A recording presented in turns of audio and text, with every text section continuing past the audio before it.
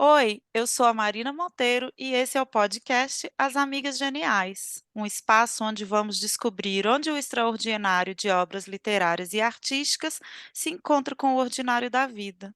Oi, Carol, oi, Lua. Oi, Oi, tudo bom? A nossa convidada genial que vai inaugurar essa temporada com a gente é mestre em literatura de não ficção, é professora e foi nossa professora querida na pós-graduação em escrita de não ficção no Instituto Vera Cruz. Escreve, fala em uma velocidade de 100.000 palavras por minuto e é a pessoa que mais entende sobre diários nesse mundo inteirinho. Ou seja, sobre a capacidade de tornar extraordinária a escrita ordinária. O nome dela é Ingrid Fagundes. Bem-vinda, Ingrid! Que alegria ter você Muito aqui. bom! Que muito bom. maravilha! Muito obrigada pela sua... Adorei a introdução, achei ótima, achei as 1.000 palavras por segundo, acho que você conseguiu, você mediu a velocidade exata da minha fala, assim, uma aula você Foram colocou, muitas aulas que eu tive para poder fazer esse experimento. adorei. É um prazer, meninas, estar aqui com vocês, adorei o convite, me chamem sempre, eu sempre virei, muito obrigada. Chamaremos, com certeza. A gente já quer ir direto ao assunto dos diários e a Uhum. gente quer saber desde o começo, né? Assim, aonde que você encontrou a sua história com os diários, de onde que veio o seu interesse, que te trouxe até aqui, né? Você foi até para a University of where? Anglia? East Anglia, Isso, UEA, East Anglia. isso. Ó, muito chique. Chique, chiquíssimo. Os diários, eles são um gênero que sempre me fascinou, assim, né? É um gênero de entrada para muitas pessoas, especialmente mulheres, né? Um gênero de entrada na literatura. E desde pequena eu mantive, ainda mantenho cadernos, anotações, poeminhas, coisas que acho que muitas de nós, hábitos que a gente manteve, imagino, que estamos aqui hoje, né? Desde a infância. E eu gosto muito da ideia dessa literatura que se inicia despretensiosa e que vai se desenvolvendo e vai se encontrando, assim. Eu acho que hoje a gente fala da literatura desde um pedestal, como se a literatura fosse algo maior do que a vida, distante da vida, divorciado da vida, das questões, das coisas comezinhas, das pequenas angústias. E, na verdade, eu acho que a literatura é o que dá sentido a essas questões, né? Aos amores, às paixões, ao sem sentido dos dias, às horas, aos hábitos, às rotinas. Então, eu acho que o diário é um gênero que fala disso, de como a literatura fala, está no pequeno da vida, e como é possível, sim, tornar-se escritor ou escritora. A gente fala de um gênero que é, ficou muito alinhado com as mulheres, né, desde o século XIX, começou com os homens, mas depois se aproximou muito das mulheres. Eu acho que ele fala muito também dessa timidez das mulheres inicial em relação à literatura, esse sentido de que tem que proteger a própria escrita, de que não pode mostrá-la, de que ela tem que ser, não pode ser dividida porque vai ser considerada menor. Então, o Diário ele foi um grande amigo de muitas escritoras em formação, escritoras que se mantiveram nos diários, inclusive, né, depois de já publicarem outros tipos de obra. E eu sempre gostei desse auxílio que o diário oferece nesse processo de descobrimento da própria literatura, de dizer qual que é a minha relação com as palavras. É um espaço protegido, é um espaço em que né, é permitido se criar uma voz. Eu acho que o meu começo com a literatura chegou até aqui, mas eu fui jornalista por vários anos, eu fiz a faculdade de artes cênicas também, não sei se vocês sabem disso, mas eu Ah, entrei, essa eu não Oh, sabia. eu entrei na faculdade de artes cênicas ao mesmo tempo que jornalismo. Então, eu fiz várias coisas, mas eu sempre gostei muito da escrita e os diários, e voltei depois para a literatura. Digo, voltei porque eu comecei na literatura, né? Eu tinha uma preguiça de ler jornal, assim, e era jornalista, eu pegava abrir um livro, e um livro de poemas, assim, sendo que eu tinha que cobrir, sei lá, a última crise econômica. E eu falei, eu deixa que só ler isso aqui um pouquinho. Então, mas eu voltei para a literatura nesse sentido, mas meu começo foi aí, e é um espaço, eu acho que é, para a autoria feminina historicamente muito importante. Um espaço em que é permitido para as mulheres se formarem, né? Em que é permitido para as mulheres reconhecerem e treinar uma voz antes de sair para o mundo da crítica, que ainda é bastante masculino, né? O mundo de uma certa régua, né? Masculino no sentido claro, dos autores, mas das referências também, né? A gente agora tem essa, nos últimos, 10 anos, gente, talvez nem isso, né? Esse movimento do Leia Mulheres, né? Os clubes de Uhum, leitura voltados a livros de autoria feminina, o reconhecimento dessa autoria feminina com as suas próprias características, que não significa uma literatura a Lu sabe disso porque a gente já teve muitas conversas sobre, né, sobre esse assunto. E tem um texto da Marina Colasanti, que é uma ensaísta, romancista, também escritora de livros de crianças que eu adoro. E é um ensaio em que ela diz, em que o título é Por que ainda nos perguntam se existimos? Em que ela traz esse questionamento de por que que o termo na literatura feminina é tão visto com tanto receio, inclusive por nós mulheres, né? Como se o feminino necessariamente significasse que ela tivesse algumas características menores, assim, né? Ou fosse mais uhum. banal. Quando na verdade o que ela defende é a ideia de que, como nós escrevemos a experiência, e a experiência do ser mulher no mundo é diferente, então é claro que a literatura produzida por mulheres, né, que é um termo que eu também gosto, mas a literatura produzida por mulheres vai ter visões de mundo diferentes. Nós somos cidadãs de segunda classe, né? Em certo sentido, nós sabemos que ainda somos, né? Nós não podemos andar, estava até falando isso com meu namorado esses dias.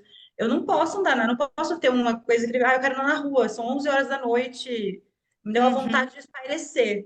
Eu não posso fazer isso, assim, não é, sei lá, dependendo do lugar onde eu estiver, no Brasil principalmente, dependendo da cidade, enfim, mas mesmo, você vai andar de madrugada?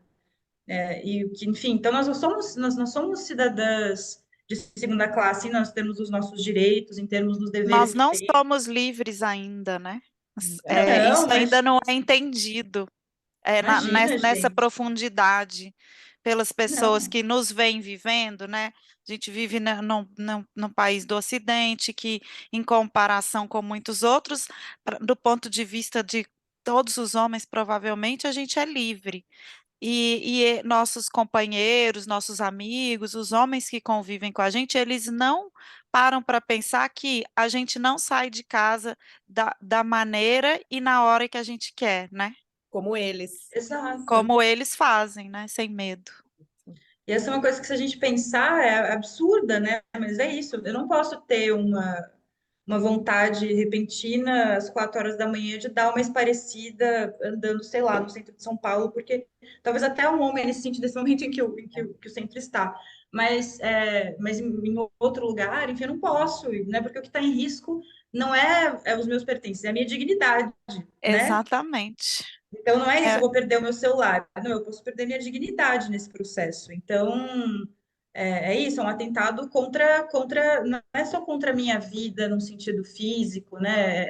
É contra isso, contra a minha pessoa, contra a minha dignidade, a contra gente, quem eu a sou. gente corre o risco constante de ser estuprada. Exato, é isso, E é eles isso. não pensam que a gente vive com este pensamento dentro de nós e que Exato, ele determina muitas das nossas ações, E que né? exato. No Então, nosso dia a dia do nosso cotidiano. eu acho que é uma coisa que a exato. gente carrega, mesmo que a gente possa não ter vivido, não ter conhecido ninguém que viveu, o que é muito difícil, ainda assim a gente carrega esse medo ao longo dos séculos, né? É, É, E tem uma outra coisa que eu falo assim, com as pessoas quando pensam em estupro, a pessoa pensa assim, um homem em cima de você e uma penetração, né? A pessoa não pensa na violência que precede, né? uhum, Porque não necessariamente precisa acontecer essa penetração, exato. e existe a violência, existe. As pessoas não pensam que você pode apanhar, que você pode ser cortada, que você pode ser mordida, que introduzem coisas em você que não são corpo humano, sabe? Toda a violência que perpassa por isso, quem não lê sobre isso, quem não já passou por algo próximo disso ou semelhante, não pensa nessa violência, né? O nosso medo é essa violência, né? Que pode nos. é, eu acho que em alguns casos, se tira a vida, é até um alento para quem sofreu esse tipo de agressão, entendeu? Porque tem o depois, né? Tem a vida depois com E é isso, né? difícil seguir. De conviver com essa violência sofrida superar isso, né? E tudo que isso pode trazer. E o nosso país é um país que mais violenta, um dos que mais violenta as mulheres no mundo, né? E essa violência não é só física, né? Também. Exato. Eu acho que o medo, né, quando a gente fala, é o medo de ser invadida. Exatamente. Esse medo de ser invadida não se limita ao corpo, né?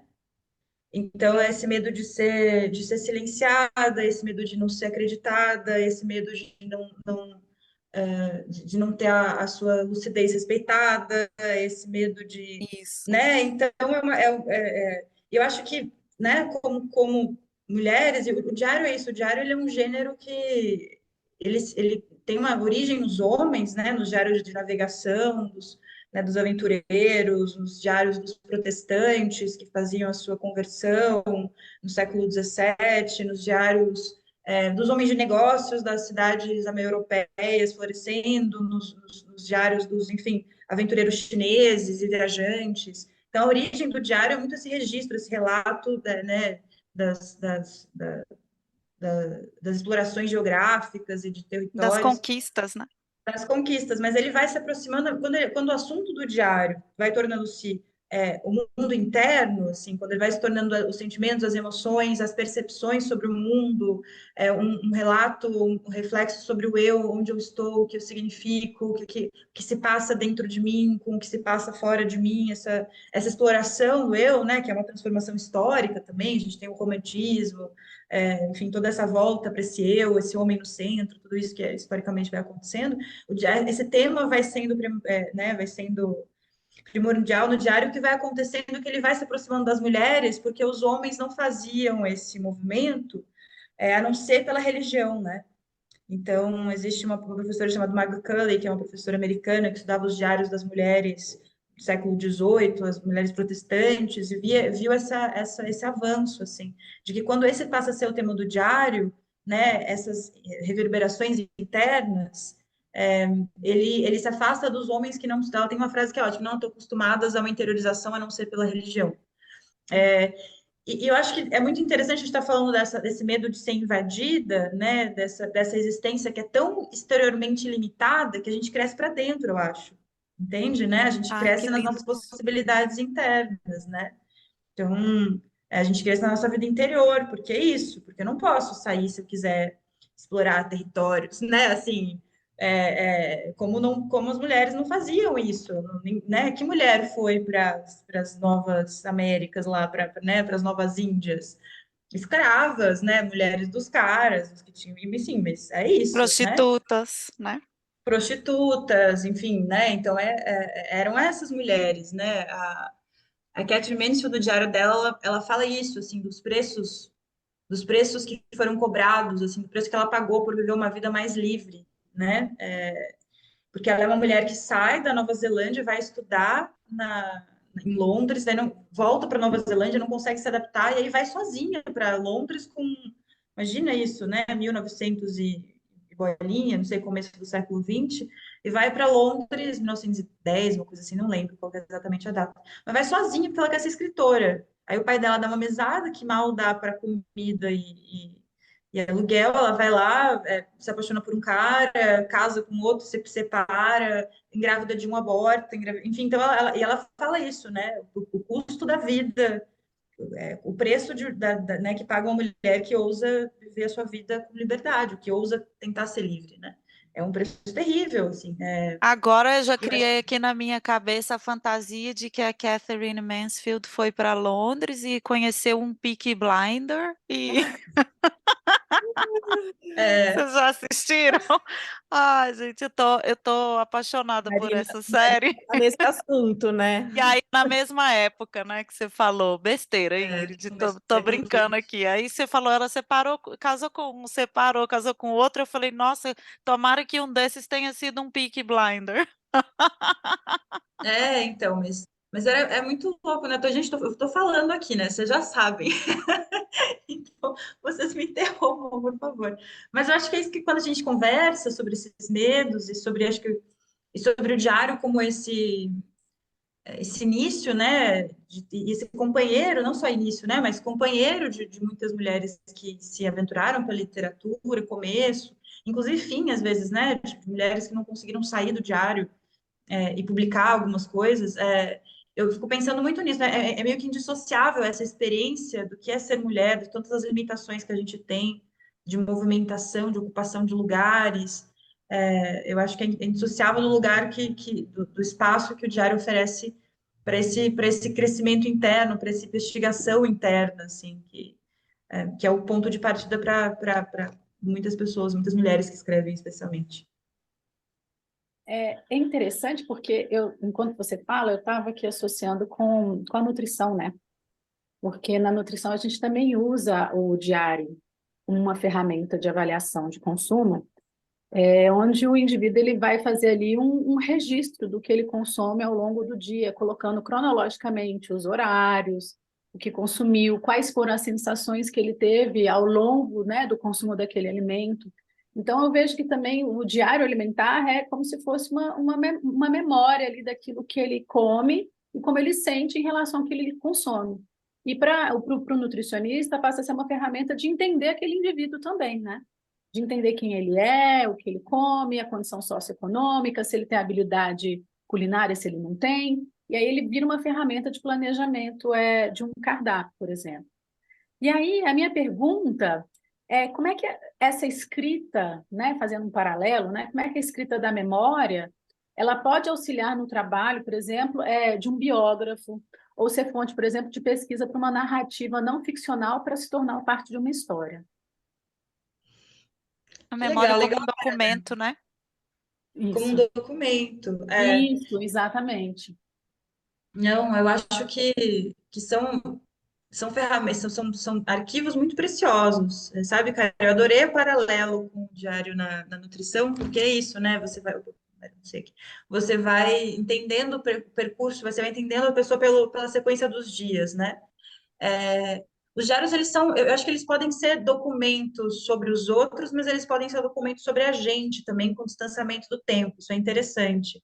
É, Você tem, inclusive, a Marguerite Duras, né, que a Dor, esse livro dela, ela recorre aos diários dela da época da guerra para reproduzir, ou para tentar entrar em contato com o que era viver naquele meio, né, do caos, dos bombardeios, das perdas, das angústias, enfim. É, e os diários, eles são super importantes para a gente entender o percurso de formação, por exemplo, de escritores, assim, tanto homens quanto mulheres, né? Muitos dos biógrafos se debruçam sobre os diários dos seus biografados, para entender mais o que eles faziam ao longo dos dias, mas quais eram as principais questões. Então, se a gente for ver os diários da Silvia Plath, por exemplo, né, que agora vi que está sendo traduzida, agora a obra quase completa dela dos poemas, demorou, assim, para ter uma tradução da Nó. Silvia Plath tão extensa, Ariel, e aí o Colossos, então, que são os dois livros dela, e aí alguns poemas mais esparsos. Mas se você for ver o diário dela, é muito interessante ler o diário, depois ler a poesia, né, como um leitor, mas também é algo que nos ajuda a entendê-la como autora, e várias das biografias beberam dos diários, das cartas, que ela tem uma divisão meio que fundamental, assim, que ela tenta unir, que é é, de um lado essa mulher livre, sexual e de uma certa perversidade, assim, mas de uma perversidade que o tempo deu a ela também, mas que é uma perversidade a Jeanette Malcolm, que é essa jornalista que escreveu sobre a Silvia Plath, o Ted Hughes, ex-marido dela, né, marido da Silvia Plath quando ela morreu, sobre como que a Silvia Plath foi tão biografada e como a família sempre era muito contra as biografias, enfim. Mas a Janet Malcolm, essa jornalista, ela tem esse livro que se chama Mulher Calada. Vocês devem conhecer, enfim, é um livro bem conhecido. Eu até devo ter dado para vocês em aula, imagina, né? Então, estou me repetindo aqui, gente. Vocês estão repetindo de Não, aula. mas agora você tem milhares de alunas te ouvindo também. Olha, chique, alunas e alunos E queridos. Então, alunos, é. mas o que ela fala é que a Silvia Plath, ela tinha, digamos, a ousadia de ser desagradável. E que muitas das mulheres gostavam dela, né, dessas leitoras dela póstumas, né, porque ela não viu a publicação de Ariel, ela morreu, se suicidou antes, enfim, gostavam dela que ela usava ser desagradável, assim. Então, por que que eu estou falando isso? Porque eu acho que quando você lê os diários, ela tem essa imagem meio de mulher dos anos 50 nas fotografias, e esse amor que ela se doava a Ted Hughes, e a questão da maternidade, dos filhos, mas ao mesmo tempo você vê essas, não identidades, mas essas questões dentro dela borbulhando nos diários. Então, ela tem, né, vários momentos em que ela fala: eu quero ser mulher do Ted, quero ser mãe dos meus filhos, mas eu quero ser também uma escritora, mas eu também quero ser uma poeta, mas eu quero que ele esteja feliz no trabalho, eu esteja feliz no trabalho, entende? Ela vai fazendo essa lista de coisas que ela tenta conciliar dentro dela, assim, né? Então, a própria Marguerite Duras, ela fala isso, ela tem aquele livro Escrever, né? Que também são esses ensaios sobre escrita, e ela fala sobre isso, né? Que os homens não gostam das mulheres que escrevem, porque elas tendem não sei, fazer mais perguntas, eu não sei exatamente, mas essa questão de trazer outras questões, de ter uma autonomia, né? Para escrever você precisa ter uma autonomia. Mas tudo isso eu estou dizendo, Carol, para não me afastar tanto da sua pergunta, que os diários eles revelam questões, às vezes de uma maneira mais discursiva, né, confessional e tal, que ficam borbulhando, que são simbolizadas nas outras obras dos autores, de maneiras diversas, assim. Então, é muito interessante você ver pelos diários, por exemplo, o próprio desenvolvimento da história da Silvia Plath e do Ted Hughes, e depois ver os poemas, né? Os poemas em paralelo com aquilo que estava acontecendo. Então, Ariel, por exemplo, Ariel, que é essa série de poemas mais, né, é, mais fortes, né, que são um soco no estômago, cada poema dela ali é um soco no estômago, que ela fala: toda mulher adora o fascista, é, que é Amor só bandido. porrada. Oi? Amor Amor Amor bandido. bandido. bandido. Mas é só porrada, assim, e se você for ver em paralelo ao momento em que ela estava do diário, né, que era um momento de depressão profunda, inclusive é interessante porque a Janet Malcolm fala isso: o diário da Silvia Plath naquele período foi o diário que sumiu, né? E o Ted Hughes tem em alguns prefácios ali aos livros dela, ele diz que ele sumiu com ele queimou, eu acho que ele destruiu, e o outro diz que nunca foi encontrado. Então, justamente o diário que poderia iluminar aquele momento e tal. Então, existem muitos laços entre esses escritos, porque de alguma maneira os temas estão ali das duas formas, só que nos diários eles estão, às vezes, de uma maneira mais discursiva, mais descritiva, mais ligada às questões dos dias, né? Aparecem pela repetição, e muitas vezes nas outras obras elas estão mais simbolizadas, não estão sendo traduzidas, transferidas para um personagem específico, para uma outra trama, para uma linguagem poética, enfim. Então, sim, eles iluminam muito das questões centrais da obra de alguém, eu acho. Ou principalmente também, mais do que as questões centrais, as condições nas quais a pessoa escreveu, que também influenciam Uhum. demais a obra, ou seja, essa pessoa escreveu, né, a própria Catherine Mansfield, que escreveu ela fala que a minha literatura foi feita numa série de quartos alugados, né, nesse lugar, por exemplo, longe da Nova Zelândia, longe da família, longe de uma própria noção de família. E ela escrevia muito sobre essa infância na Nova Zelândia com a família, o irmão morto. Ela voltava para esse lugar pela escrita. Então você vai ganhando outras, entendendo, né, dando outras dimensões à obra de alguém a partir dos diários. Não necessariamente dizendo: entendi, ele quis escrever isso por causa daquilo. Não é isso, mas é meio que entendendo o processo de escrita daquele escritor, as condições que levaram ou não ele a escrever, o que impediu alguém de escrever algo, que possibilitou alguém escrever algo, que vão te dando meio que um subtexto, assim, para compreender a obra e a importância do autor e tal. Mas, falando do arquivo próprio, né, vocês devem ter diários, assim, né, de infância, de adolescência, que quando vocês pegam o diário, vocês não sabem quem escreveu aquilo. Fala assim: gente, quem é essa pessoa, né? O eu que se transforma no outro. E o diário, dá para fazer esse exercício de uma maneira muito interessante no diário, né? Você pega o seu diário de 15 anos atrás, o seu eu se transforma no outro. O que às vezes é muito difícil da gente fazer na escrita em primeira pessoa, né?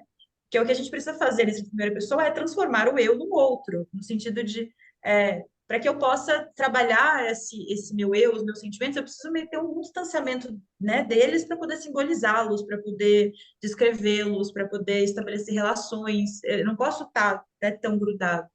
E o diário ele faz isso pela passagem do tempo, né? Você se reencontra. E você fala: gente, acho que é uma grande prova da nossa mutabilidade. Claro que nós nos reconhecemos também, acho que vocês devem ter isso. A gente fala: eu sei quem que é essa pessoa, mas nossa, né? Como ela é diferente de mim. Mas eu reconheço, mas é.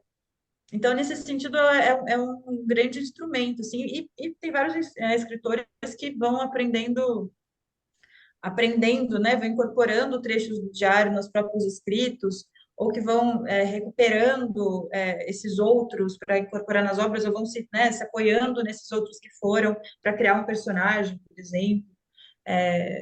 Eu pensei Enfim, eu aqui na questão da comida,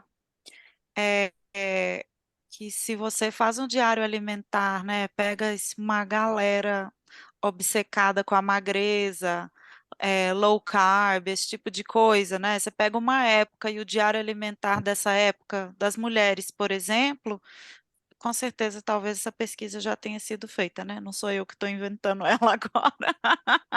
São Mas estudos de assim, você consumo. consegue ver essa opressão, né, da magreza através desses diários alimentares, né? Você consegue ver Quantitativamente e qualitativamente. quantitativamente o registro de uma época, né? Ou de Sim, muitas épocas, né? sim, sim. exato. É Ingrid, porque a nossa história. Ai, desculpa, Lu, não te cortei. pode falar, imagina. Não, Pode eu acho falar. que amarrando o que disse a Marina, né? Porque a nossa história nunca é a nossa história só, né?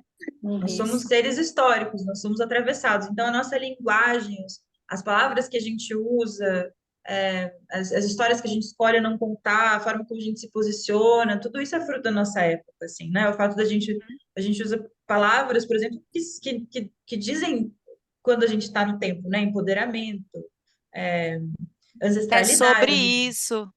É sobre isso. Tudo isso são fragmentos do tempo que estão no nosso discurso, né? Então, é exatamente o que a Marina falou, assim, né? Se você pegar o, a dieta de um tempo, você vai conseguir Sim. estabelecer relações históricas. E no diário é a mesma coisa, né? A linguagem, o posicionamento, em que lugar essa mulher se coloca, o que ela fala sobre ela mesma, né? Onde ela vai, como ela se relaciona, como ela descreve esse outro por quem ela está se apaixonando, enfim, tudo isso. Enfim, então se ela descrever hoje como boi lixo, você sabe que é 2020, mais ou menos o período. É isso. Bom, eu acabei indo para o curso de diário, foi onde eu conheci a Ingrid. Marina fez junto, né? Eu A gente fez também. Foi junto, isso que me fez para ir para minha propósito. pós-graduação, ser aluna dela também. Isso. Eu acho que aquele percurso que a gente fez com você, pelos diários, aquilo resgatou em mim, na verdade, o que eu fazia na minha adolescência. E, aos poucos, dentro da pós de não ficção, que foi um interesse na escrita de si, né? Eu queria escrever a partir do eu, fui entendendo como é que esse tipo de escrita, esse gênero, ele dá essa ferramenta da gente descobrir e crescer internamente, né? Isso eu acho que é a grande magia do diário para mim, poder, de alguma forma, através da escrita, o escrever todos os dias, o escrever muito, o ir e voltar para aqueles assuntos várias vezes, chega uma hora que você acaba elaborando, né? Você acaba trazendo coisas do inconsciente, e às vezes você continua na pergunta, que eu acho que também é o grande lance da escrita. A gente passou por vários livros, eu fiquei completamente apaixonada pelos diários da Virginia Woolf, sou apaixonada por tudo que ela escreve e escreveu. E, recentemente, eu li Caderno Proibido. Você já leu? Eu queria... Porque, assim, eu acho que esse é um livro que ela escreveu, ali ela colocou o dia a dia dela, né? E a partir... Eu queria Os até... fatos ordinários, né? Exato, eu queria até ler a abinha dele, porque ele fala, não vou ler, mas vou contar. Ela sai para comprar cigarro para o marido e na banca ela vê uma pilha de livros pretos que é proibido vender naquele domingo e ela convence o cara da banca a vender para ela e ela começa a escrever nesse caderno escondido. E é muito legal, porque você, não vou contar, óbvio, mas você vai acompanhando o desenvolvimento dessa mulher, o desvelar dessa mulher, através da escrita, e que é uma coisa proibida. Então, naquela época, 1960, acho que é a época que ela escreveu, tinha muito isso, né, do esconder, e como a gente, ainda hoje, eu acho que a gente está em 2023 e ainda existe um certo medo de percorrer esse caminho interno a partir da escrita. Então, acho que queria que você falasse um pouquinho, se você já leu esse livro, e sobre essa investigação mesmo que acontece a partir da escrita de diários. Eu li, mas eu não li recentemente. E a minha memória é horrível. Então, assim, eu confundo coisas quando faz algum tempo que eu já li, eu confundo coisas de um livro e coloco no outro. Então, eu vou falar mais sobre o tema como um todo. Eu acho que tem muitas questões aí, sabe, Lu, que são interessantes e que eu fico me perguntando, né? Eu acho que quando o tema é diários, ou quando o tema é a escrita de si, ou a escrita do eu acho que um dos grandes medos, né, que circula é o fato, é interessante, mas eu acho que é interessante a gente olhar para do que você tem receio, né? Do que você tem medo, por quê? Que é esse medo, por exemplo, de ser uma escrita autocentrada, mimimi, né? Assim, uma escrita, ah, falando das coisinhas, das pequenas coisas, ou uma escrita egocêntrica, narcísica. Oi? Ordinária, né? Uma escrita. Ordinária, umbiguista e tal. Eu entendo, digamos, o receio, mas eu acho que é importante a gente olhar para essas palavras e olhar para esse medo, né? E se perguntar por quê, assim, não que ele não tenha sua legitimidade. Eu acho que a gente está, de fato, numa era de redes sociais, enfim, que é muito egóica mesmo, assim, né?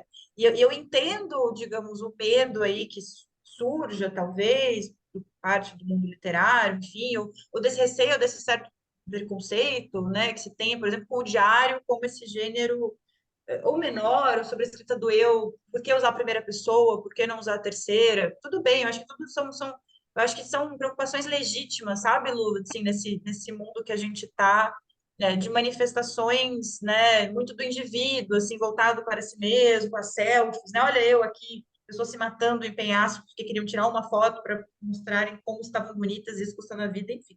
Então, todas essas preocupações eu entendo. O que às vezes eu fico né, me perguntando, e aí voltando ao caderno, e essa ideia de se descobrir e se revelar por essa escrita, e aí principalmente quando se fala, né, as questões na relação da escrita com as mulheres, esse divórcio, eu acho, que talvez. Eu não sei se isso conversa com a sua pergunta, viu? Você vai me falando. Esse divórcio que às vezes se estabelece entre a literatura e a vida, né? Que é justamente o que esse livro recupera, assim, porque são essas coisas comezinhas, as coisas pequenas, e a possibilidade de escrevê-las, e de ver alguma coisa nelas, né? E às vezes eu acho que a gente tem né, quando a gente conversa nas rodas literárias, né, entre pares, enfim, existe uma afirmação ou uma vontade, um desejo de segregar literatura e vida, né? Como se essas pequenas coisas não valessem, sabe? Como se a experiência apenas do ser, Uhum. como se é isso, né? Você não, por que você vai? Daí surgem as perguntas, né? Que eu acho que o diário traz muito, mas que eu acho que é Alba de Céspedes, né? Só para não falar o nome dela, É a é Alba Alba, de Céspedes. Alba de Céspedes traz. Que é isso, né? O que é permitido escrever? Porque essa é uma proibição que a gente pode ler como uma proibição simbólica também, né? Sim, sim. O que se permite escrever? O que não é permitido escrever? O que vale ser escrito, sabe? E às vezes eu vejo frequentemente nessas conversas, e aí falando da não ficção, né?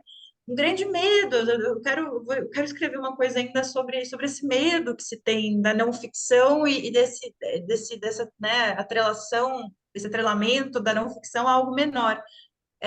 Eu vou chegar Que num ponto, mas eu medo acho da que verdade, né? Como se a verdade fosse E eu acho, uma catástrofe. e eu acho que tem o julgamento, é, né? Acho que as pessoas que escrevem sobre si, né, ou a partir de si, têm sempre um medo do julgamento, porque teoricamente, ou pelo próprio contrato, né, o pacto que se faz com o leitor, a não ficção é uma escrita a partir da verdade, né? Então, tá ali. É o que Mas tá aí. acho que a minha pergunta, Lu, para amarrar é assim: quem não escreve a partir de si? Você escreve a partir do Exato. quê? Do seu alter? Eu não sei onde está. O que que você está escrevendo a partir da onde? Daquele prédio lá na frente? Do cachorro, da vizinha? Eu não sei, assim, eu não entendo, entende? Eu entrei na É, pós com essa pergunta e saí com a resposta de que qualquer escrita, primeira, segunda, exato, terceira pessoa, ficção, não ficção, ela passa por nós. Ela passa por... exato. Não tem jeito. Gente, né, eu falei isso para vocês, né? Em várias aulas a gente conversa sobre isso. É, né, as obras não nascem de chocadeira, assim, né? A autoria passa pela gente, é um processo ativo, né? De escolha. Eu acho que existem aí, eu acho que se confunde um pouco nesse divórcio entre vida e literatura, como você falou, Lu, é uma questão de contrato. Uhum. E cada contrato, né, implica e traz expectativas, relações diferentes com o leitor, outros registros de leitura, né, que vêm ou não. Então, se você, o que a gente vê, por exemplo, né, Annie Ernaux, obviamente a gente vai falar dela, mas um pouco da Débora Levi agora também. Eu gosto mais do projeto da Annie Ernaux no sentido que é um projeto muito interessante, ela nomeia, inclusive, como autobiografia em pessoal, de afirmar esse contrato, né? De olha, eu estou escrevendo a minha vida, mas eu estou escrevendo a minha história com H minúsculo para falar de uma história com H maiúsculo, da Europa, da França, e enfim. E são livros deliciosos de ler, né? E são livros que é isso, Nobel de Literatura.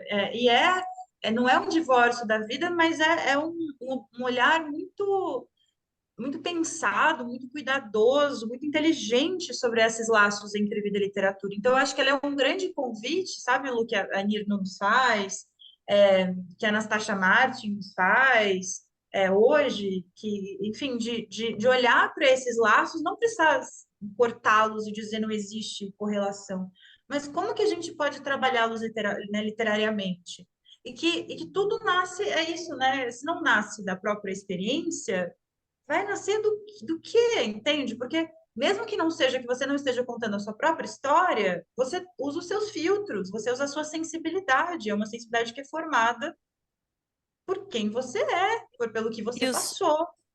Os Diga, livros diga. da Annie Ernaux dão uma sensação de diário também, né? Apesar de não serem escritos no formato de diário, eles dão essa sensação de diário porque ela faz a reflexão da história que ela está contando, mas também da própria escrita, Uhum. né? Ela interrompe em alguns Aham, momentos a história para poder refletir sobre como ela está contando aquela história, né? Então, ela exato. traz a gente, assim como o diário faz a gente ficar perto, se sentir íntimo da pessoa ali, dentro do pensamento dela, né? Pensando junto com ela, a Annie Ernaux faz isso, né? Também Exato. faz a gente ficar ali pertinho, entender, tá, ela está escrevendo assim, ela decidiu, isso foi uma decisão, né? Faz a gente entender os bastidores, né?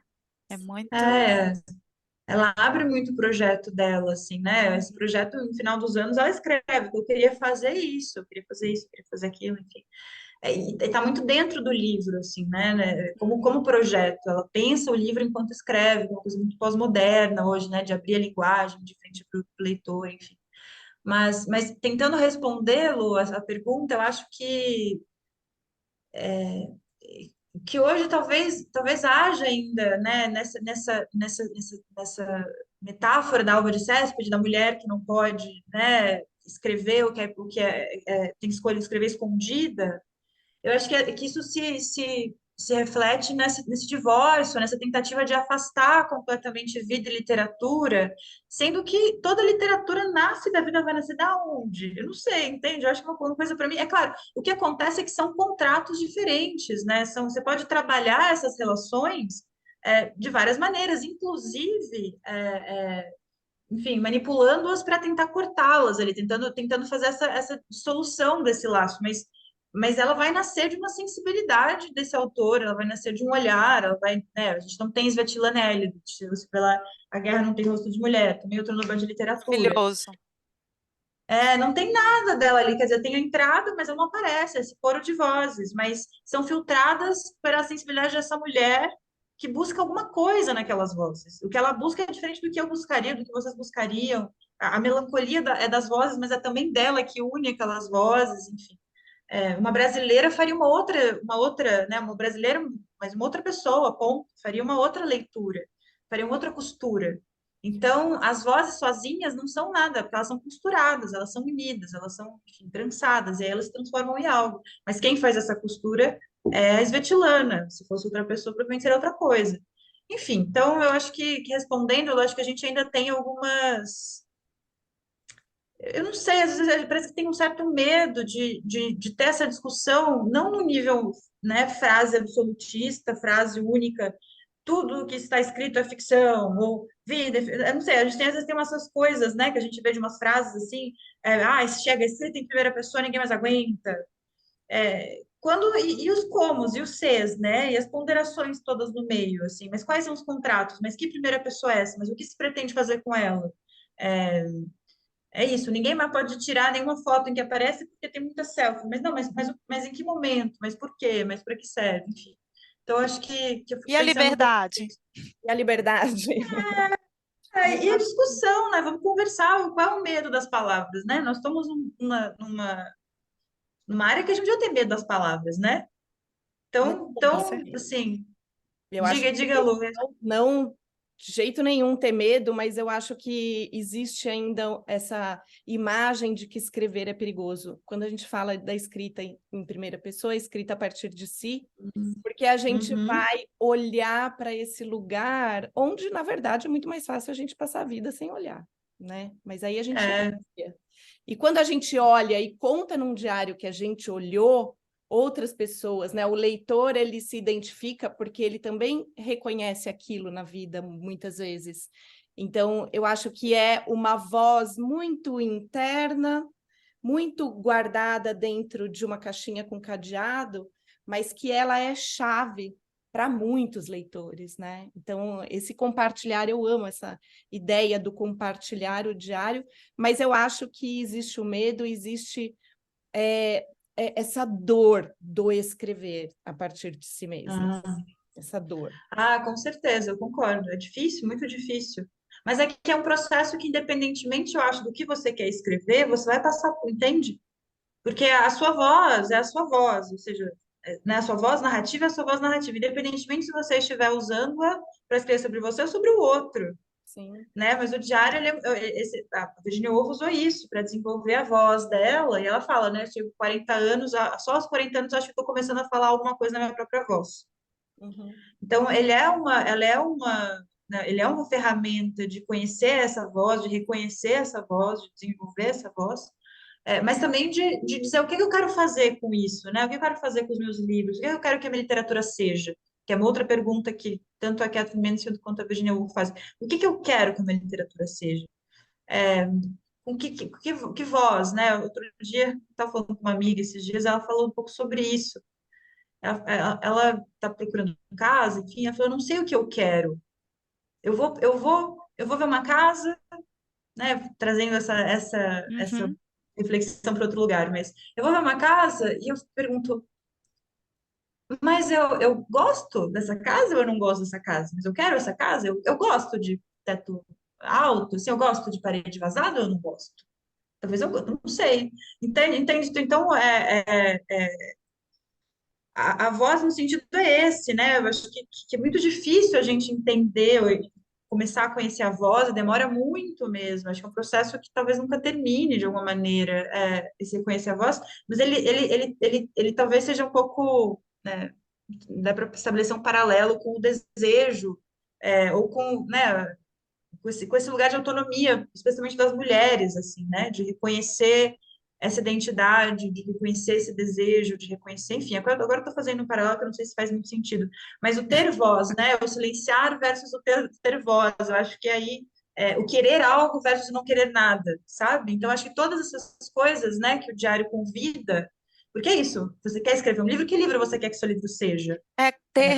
Não é só ter voz, mas como usar a voz, né? Como usá-la, Tem esse como questionamento usá-la. que a gente quer ter voz, mas a gente não quer usar a nossa voz de qualquer jeito também, né?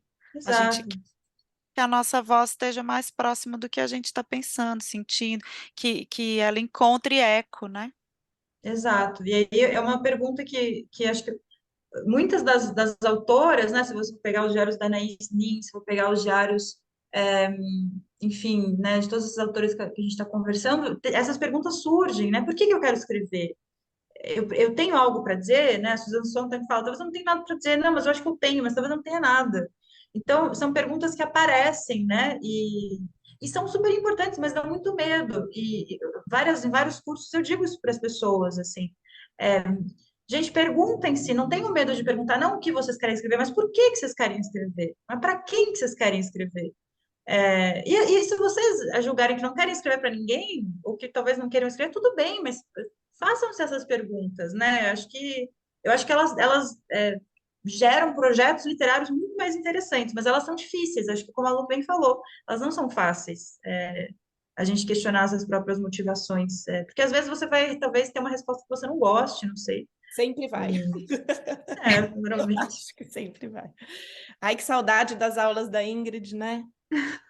Meninas, está muito bom, mas Muito temos que bom o seguir. papo.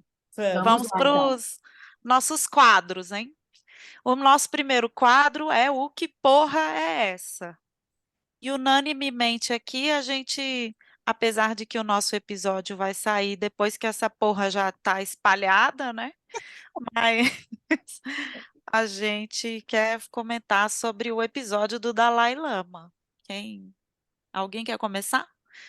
Para nossas milhares de ouvintes já sabem, né? Acho que o mundo todo viu a imagem do Dalai Lama com o menino, beijando o menino, a criança na boca e depois pedindo à criança para chupar a língua dele e tem tido uma repercussão negativa e também eu acompanhei algumas pessoas falando que isso pode ser um aspecto cultural, né? Então, uma dificuldade de falar mal do Dalai Lama. E aí eu queria saber que vocês estão, que porra é essa, gente?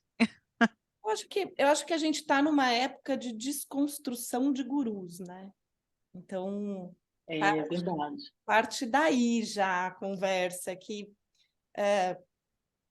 acho que a gente está num momento de se apoiar muito mais naquilo que a gente é, que a gente tem, né? O que a gente tem no entorno e parar de endeusar pessoas, porque pessoas são humanas Mestres, e né? são falhas, mestres que são seres humanos e que têm falhas. Então, não dá para a gente imaginar que isso nunca pode acontecer, e a gente tem visto isso acontecer cada vez mais, porque eu acho que a gente está nessa fase de desvelamento mesmo, é a verdade aparecendo aí por todos os lados. Então, mas é chocante, né? É incrível como é chocante, porque a gente idealiza muito essas pessoas. É. Eu estava pensando aqui, mas o Dalai Lama já teve outros pontos polêmicos ali, acho que foi Ah, eu não sabia. 2018. Não, 2018 ele deu acho que foi uma entrevista para um jornal alemão, falando que a Europa devia permanecer para os europeus, que a Europa não devia se tornar, que isso vai se tornar um território muçulmano, não, que os africanos deviam voltar para sua terra e ficar lá. Então, o Dalai Lama já tinha dado algumas declarações assim, um pouco questionáveis. É, é muito chocante, né? Porque eu acho que a gente vai percebendo, não sei se isso faz sentido para vocês, mas é quase como se nós tivéssemos essas percepções mais sutis, assim, de que algumas coisas, né, como esse deusamento de alguns homens, essa ideia desse líder que seja reencarnação de Buda, esses endeusamentos é como se a gente tivesse meio que percepções sutis ou impressões de que há alguma coisa errada, né, nesse tipo de endeusamento humano, um pouco como que a Luciana falou, assim. E aí, quando esse tipo de coisa acontece, parece uma confirmação Isso. da natureza terrena dessas pessoas. Porque por Uhum. mais que seja uma questão cultural também, é quase como se mostrasse assim, ele é um homem na Terra, né? E como, enfim, a gente sabe aí, eu não sei muito da discussão em relação a, né, se isso é uma questão cultural ou não é. Aí é uma outra, né, um outro debate. A discussão que eu vi é que ele não sabe inglês direito e que ele fala suck my tongue, mas que tem na cultura de que eles mostram a língua um para o outro. Mas eu penso assim, gente, ele tem 87 anos, né? Ele tá no mundo faz tempo, né? É, Ele se comunica em inglês. Pedir para olhar a língua, se é uma coisa que ele ia falar para todo mundo tanto tempo, ele já teria aprendido, né? Eu não sei, é, eu eu acho acho que a que dificuldade coloca nesse lugar de endesamento tão grande que na hora que a pessoa falha, todo mundo tem dificuldade de enxergar a pessoa nesse aspecto terreno e falar, né? E, Má, eu acho Mas que, deu é, errado. independente de qualquer coisa, é um que porra é essa? A notícia É, gera É, a gente que porra é não. da E eu Laila. penso outra coisa, em qual cultura que é comum, normal? Gente, chupar a língua de uma pessoa já é nojento quando você pensa no aspecto assim, isolado, né? E aí um fisiológico. adulto, fisiológico, um Ó, adulto te chama como criança, você vê o desconforto da criança e você vê que uma pessoa está desconfortável na sua frente, você aumenta o desconforto?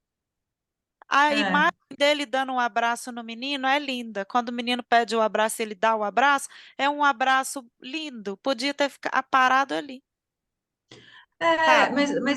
eu acho que, não sei se vocês concordam, mas a despeito dessas questões culturais que podem sim estar envolvidas, a gente olha, eu agora estava lembrando também, acho que foi antes da pandemia, não sei se 2019, ele falou uma coisa também de que se uma mulher fosse escolhida para ser sua sucessora, ela tinha que ser mais atraente que ele.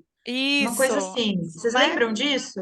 Uhum, essa eu E aí lembro. depois o escritório dele se desculpou, disse que ele era completamente a favor da igualdade de gênero, porque é isso, né? A crença do budismo é que os Dalai Lama são reencarnações, do Buda da Compaixão, um negócio assim, não lembro direito. Que escolhe reencarnar. E se a mulher fosse uma sucessora, ela devia ser mais atraente. Então, tudo bem, é um líder religioso, mas ele é um homem na Terra, né? Eu acho que é isso. É, Ele é um homem na Terra com as questões de ser um homem, ou seja, né? Com as relações de poder, né, com isso. A gente às vezes a gente acha que ele vai usar uma outra linguagem, talvez mais alinhada com o divino, né? Ele fala, não, tinha que ser mais, mulher tem que ser mais gostosa que eu. E você fala, oi, né? nada a ver. Então que ele é um homem com seus poderes, um homem, né, com suas, E eu quero enfim, com encerrar esse relações. quadro com a pergunta: quem vai ter culhões para recolher esse prêmio Nobel de volta? Entendeu? Porque é isso, né? Não dá, não É, dá. Eu quero viver para ver o dia que esse prêmio Nobel vai ser recolhido de volta. esperar. Bom, né, gente? Não dá, não dá. Ninguém vai ter coragem, né? Eu acho. Não, não, não agora, né? gente. Talvez daqui a um século, mas A não ser que haja alguma investigação, ou alguma outra história, talvez que se desdobre disso, enfim, mostre que não é um caso é, isolado, talvez. eu acho que é o caso de devolver. Mas enfim, estamos aguardando a Inglaterra devolver as ruínas do mundo aí, né? Até hoje Entendeu? é isso. As pessoas não devolvem.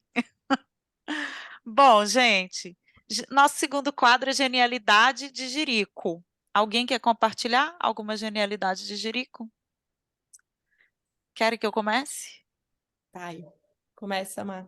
Eu lembrei de uma coisa engraçada que eu ainda não tinha contado e que foi genialidade de Jerico, assim, né? Porque determinadas coisas que a gente faz na vida, a gente cria uma falsa intimidade, né? Que, no meu ponto de vista, coloca a gente em situações constrangedoras, né?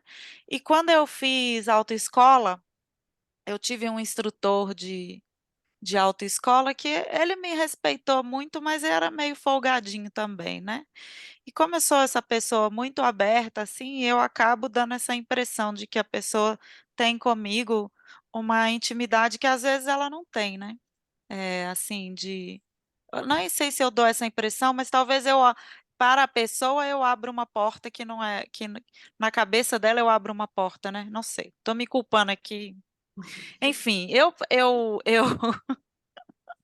a síndrome da impostora e tudo mais. quando eu tirei minha carteira de motorista, né? Eu desci do carro e meu instrutor estava do lado de fora esperando, e eu, toda animadona, que eu tinha tirado a carteira de motorista, fui lá e dei um abraço nele. Só que eu dei aquele abraço apertado, assim, de brother, né? E eu fui virar, tipo, dar uma bochecha, assim, para dar meio que um beijo de bochecha e tudo. E ele foi me dar um beijo mesmo na minha bochecha. E aí acabei dando um selinho no meu instrutor. Foi super constrangedor. Maria Gasolina, isso. Devia Mas ter e dado um sel... depois? Como, Devia ter como, como que dado um ele selinho no ficou? examinador antes de fazer o exame, mas não achei adequado, né? Ai, você devia ter E chupado a língua, né, Marina? não chupei a língua dele, só foi aquele selinho constrangedor. Eu não era criança, hein? 22 anos eu tinha. Foi muito constrangedor. Ele ficou constrangido também, mas com a cara de quem gostou, que para mim foi o pior. Gente Mas do foi céu. isso, genialidade de Jerico, né? É, Vamos. ficar precisa abraçar tanto o instrutor assim, né? Pode ser aquele. O abraço que eu aprendi quando eu fui na colônia de férias nos Estados Unidos, que é o buddy hug, aquele de lado, né? Aquele de ladinho assim. Ah, tem o nome, Buddy Hug é ótimo, né? Que É, fica ali. é, é. Ai, gente, tô Eu americano. não vou falar hoje, vou deixar Não, para eu falar depois. vou deixar para a próxima, vou deixar para a Ingrid, que a gente está Ah, você estourado de não vai tempo. falar, Lu, também? Ou Vai, você vai Lu, falar? fala a sua, A Lu. minha genialidade foi a Flip, né? O ano passado, que eu tive a grande ideia de fechar uma pousada e ocupar todos os quartos com amigas minhas, mas de diferentes núcleos. E aí eu passei a vida inteira querendo ser 10 e tá com todo mundo. E aí eu sofri terrivelmente de FOMO e acabei perdendo a oportunidade, inclusive, de estar junto da Annie Ernaux, enquanto as meninas estavam lá na pousada tirando foto com ela e eu não estava. Então é Ah, Annie Ernaux e a do Escute as Feras, como é que ela chama isso, mesmo? a Natália. Natácia. Nastácia. Marta. Então foi isso, gente. Esqueci o sobrenome A dela. genialidade de Jerico de querer colocar, né, fazer, dar esse grande abração no mundo e não, né? A gente precisa fazer escolhas. É isso. Tudo bem. Eu fiquei pensando, é engraçado, né? Eu fiquei pensando em várias. Eu tenho certeza que eu tenho várias histórias, porque eu sou uma pessoa muito Todos distraída quando a nós. gente está conversando. Todos nós, né? Eu sou muito distraída, eu era mais. Quando eu era criança, assim, adolescente, era terrível. Mas eu vou contar uma que talvez seja. Aí converse com a da Marina, que é quando eu. Vou contar como se fosse história mesmo, tá, gente? Assim, com desfecho esperando no final. Quando eu estava na faculdade, fui fazer um intercâmbio em Buenos Aires. E por um período eu fui com o meu namorado, da época. E era ótimo essa coisa, né, de beber vinho todo dia, vinho a não sei quantos, né, pesos, mas era super barato, passava no mercadinho, comprava uma garrafa de vinho, acho que passei boa parte dessa experiência alcoolizada, eu acho, que era jovem, então tudo certo. E aí teve um dia que a gente foi no parque, não sei se foi no Pozeral, esses parques de Buenos Aires, e tava uma amiga nossa nos visitando, enfim, e eu falei, eu fiquei com vontade de comer algodão doce. Aí eu falei, não, eu quero comer algodão doce, tá? Enfim. Aí a gente fez uma, né, uma fila, eu fiquei aqui, meu namorado ficou atrás de mim, e a gente esperando, e essa amiga ali do outro lado, tá? Olhando, esperando no celular, eu não sei o que ela estava fazendo. E eu tava esperando, e tava meio que demorando a fila do algodão doce, tava assim, gente, mas eu não sei se a máquina tava estragada, o cara tava meio atrapalhado, tava demorando para ir. Eu tava ficando meio cansada, porque é dia de, né, andar no parque o dia inteiro, enfim. E aí teve uma hora que eu falei assim, eu tô cansada. Aí eu andei um pouco, né, meio que me coloquei o corpo para trás, assim, e me apoiei no meu namorado, assim, tava cansada, no ombro dele, aí virei e abracei e fiquei esfregando, assim, sabe quando você tá, né, namoro, você fica esfregando a cara na pessoa, assim.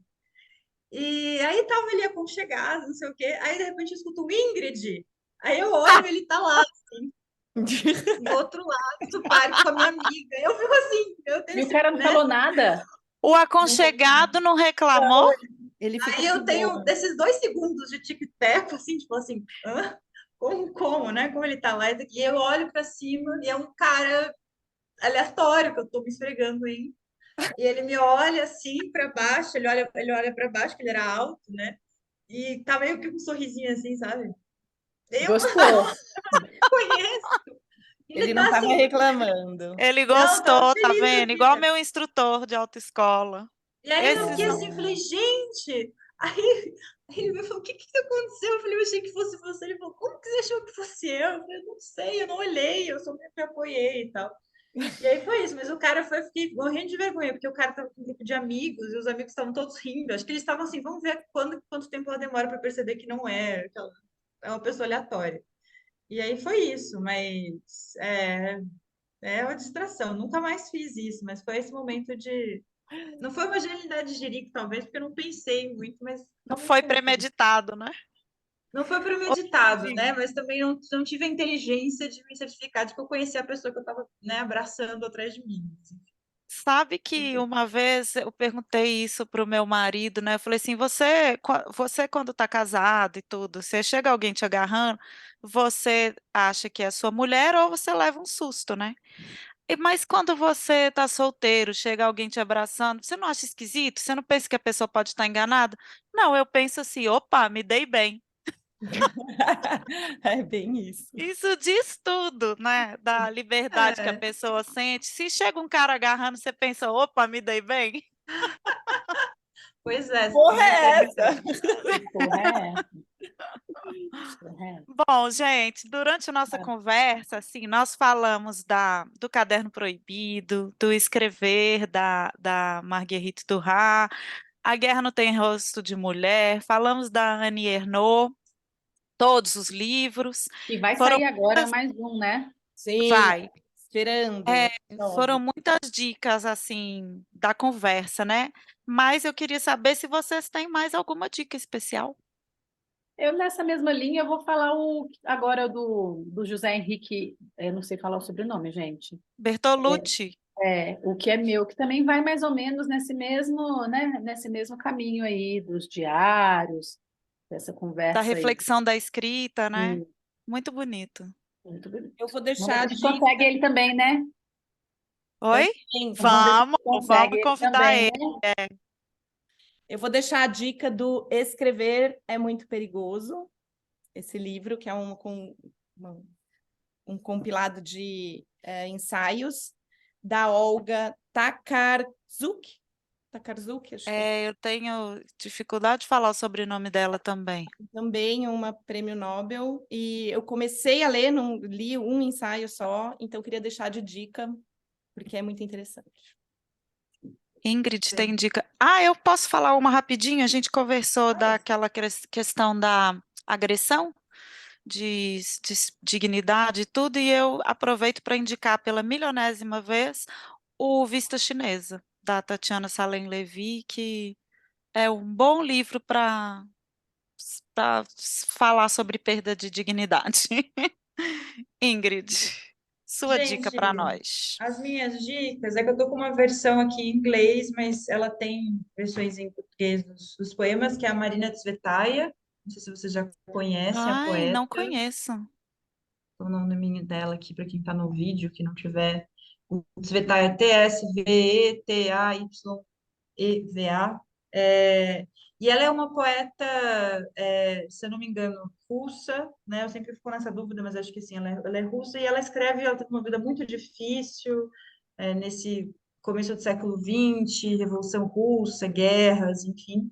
E ela tem uma poesia muito, muito sentida, mas ao mesmo tempo muito bonita. É quase como se ela preservasse, apesar de todas as. É uma tristeza muito digna, talvez, é isso que eu queria falar, assim, em certo sentido.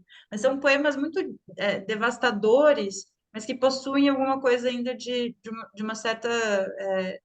De uma beleza sutil, assim, eu acho. E. E é isso, ela consegue ainda pensar, tem muitos poemas sobre amor, né? E essa coisa do que resiste. E aí o outro livro que eu queria indicar para vocês, na verdade, ele é americano, é Nova York. É um livrinho da 34 que eu conheci até professora, também professora de vocês, a Gabi Aguerre. Oi, Gabi, se Uhum. você estiver escutando. Gosto. Beijo, Gabi. Beijo, Beijo, Gabi. Gabi. Um beijo, Que é Gabi. do Elliot Weinberger, chama As Estrelas. E esse livro, gente, é lindo. Ele faz isso, é como se ele fizesse ele faz um ensaio, se eu não me engano, para acompanhar uma exposição em algum museu de Nova York. Eu gosto dele, apesar de que a gente está falando, né, de muitas escritoras mulheres, enfim, mas eu acho que ele mostra algo dessa simplicidade, né, de como a literatura pode ser algo muito simples enfim, e partindo de perguntas muito, aparentemente muito simplórias ou muito, né, banais, mas também muito profundas. O que ele faz, ele começa com essa pergunta, chama As Estrelas o que são? E aí ele vai dando várias respostas a partir da perspectiva astronômica, mais mitológica, né, da ciência, mas também da narrativa, da astrologia, da história. Ele vai respondendo isso, assim. Então, eu posso ler um trechinho para vocês? Claro. Claro, Temos tempo? Vocês sabem que a temos. pessoa vai se esparramando, né, pelo 3 horas de podcast. É, mas então, eu gosto porque eu acho que lembra alguma coisa, apesar de não ser, né? É um gênero que é um ensaio, na verdade, mas eu acho que ele fala da importância das perguntas, um pouco do que a Lu estava falando, né? De que por mais que a gente procure algo dentro de si, o que resta no final é sempre a pergunta, né? E a pergunta que nos move. E fala dessa simplicidade, né? De como a literatura pode partir de questões simples, mas que abrem mundos, né? O Então, tal ordinário, das o coisas tal ordinário, ordinárias, né, gente? Mas é isso, o ordinário tem nada de ordinário, né? que Quer vira dizer, um extraordinário, né? Ordinário. o ordinário é só aquilo que não está sendo visto, eu acho, sabe? Que Exato. uma hora, né? No momento que você se volta para aquilo e olha, aquilo deixa de ser ordinário, eu acho. Enfim. Uhum. Então, começa assim: as estrelas, o que são? São lascas de gelo refletindo o sol. São luzes à deriva nas águas além do domo transparente. São pregos cravados no céu. São buracos na grande cortina entre nós e o mar de luz. São buracos na conchadura que nos protege do inferno mais além. São as filhas do sol. São as mensageiras dos deuses. Têm forma de roda e são condensações de ar com chamas que rugem no espaço entre os aros. Estão sentadas em cadeirinhas. Estão espalhadas pelo céu. Levam recados para os amantes. São compostas de átomos em queda no vácuo e se entrelaçam umas às outras. São as almas dos bebês mortos transformadas em flores celestes. Que lindo, Ai, maravilhosa. que É lindo. bom, né? Ai, lindo. Ingrid, foi muito bom ter você com a gente. A gente está muito feliz com a sua presença. Muito obrigada. Obrigada. Eu queria, Adorei. Obrigadinha. eu queria pedir para você deixar seus, né, nossos milhares e nossos milhares de ouvintes vão querer saber onde encontra essa mulher. E aí, né? E as pessoas vão querer te stalkear, te seguir na rua. Então, conta para elas onde elas te encontram. Deixa aí sua rede Gente, social, seu endereço, WhatsApp. primeiro agradecer, adorei revê-las, todas meninas geniais, são queridas, e foi um prazer acompanhá-las aí por esses anos, né, que a gente caminha juntas e vamos Sim, aí continuar, mas é muito legal ver, né, ver que vocês continuam conversando sobre literatura e produzindo coisas, e fico super feliz e orgulhosa também. Então, muito obrigada. E muito sucesso, gente, né? Fãs aí das meninas, né? Vocês têm que fazer subir para o primeiro lugar de podcast no Brasil, é isso, né? Isso, segue, Uhul! dá like, chama Acima de patrocinador café, pra gente. acima de café da manhã, acima de tudo, então continue aquela coisa, não é curtindo, não sei se é para curtir, mas essas coisas todas aí, assistindo, enfim, sem parar. E ouvindo também. Mas eu tenho eu tenho um Instagram, né? Eu dou as aulas, enfim, então eu dou aulas frequentemente, né? Escrevedeira, sou professora também no Instituto Vera Cruz, que vocês me encontram por lá. Eu tenho um Instagram mal atualizado, coitadinho, mas eu sempre aviso das novidades por lá. Um dia, né, farei isso com mais domínio ou não. Eu acho que às vezes o Instagram também vai se auto, né, deletar e, sabe, vai implodir, vai surgir outra coisa, então vai ser um outro lugar. Mas, por enquanto não implode, Eu tô no Ingrid T. Fagundes, com Z no final, Ingrid com D. E que mais? Espero em breve ter notícias aí de livro, vamos ver. Fiquem na torcida, mandem boas energias, a gente sabe Ah, que com escreve. certeza. Uhul! Estamos. Lançamento imperdível. Vamos lá. Então, estamos aí no processo Estamos de no tentar, né? processo. A gente estamos Isso. no processo. Desde que a O gente mundo começa vai a saber. escrever, tudo é processo. Mas desejem aí boas energias, eu aviso qualquer coisa. E que mais? É isso. Muito prazerzaço estar aqui. Pessoas também outras que estão em outros lugares e viram. E é isso, meninas. Adorei. Muito obrigada. Obrigada, Ai, Ingrid. É uma alegria ter você obrigadíssima. perto da gente. Obrigada. Esse foi mais um episódio do podcast As Amigas Geniais. O roteiro é meu, Marina Monteiro, e com a colaboração da Carolina Menezes, da Lua Lopes e da Carolina Delboni. A ilustração é da Bruna Barros, o projeto gráfico e a edição de som e de imagem são da Lua Lopes. E se você gostou da gente, quiser entrar em contato, é só mandar um e-mail para asamigasgeniais@gmail.com ou uma mensagem no Instagram as Amigas Geniais.